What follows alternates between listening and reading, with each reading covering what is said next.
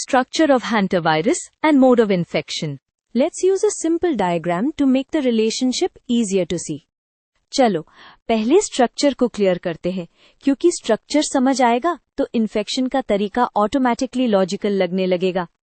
हैंटावायरस एक enveloped virus होता है, मतलब इसके बाहर एक लिपिड मेम्ब्रेन वाली कवरिंग होती। अब एनवेलप के ऊपर जो स्पाइक्स होते हैं वही वायरस का मेन अटैचमेंट टूल होता है। इन स्पाइक्स को वायरल ग्लाइकोप्रोटीन्स बोला जाता है, कॉमनली GN और GC।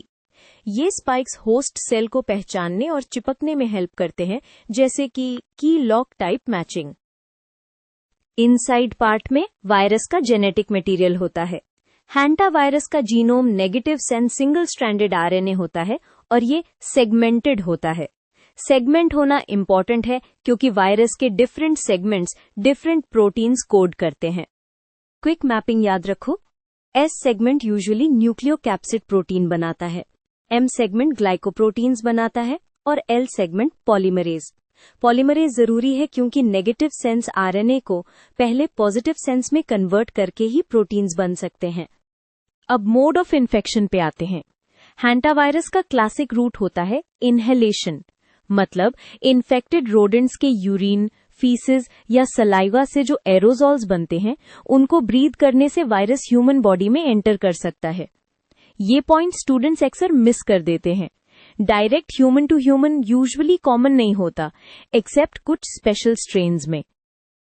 एंट्री का लॉजिक सिंपल है। स्पाइक्स होस्ट रिसेप्टर से बिंड करते हैं। हैंटावायरस कॉमनली इंटेग्रिन्स जैसे रिसेप्टर्स को यूज करता है, स्पेशली एंडोथीलियल सेल्स को टारगेट करने के लिए।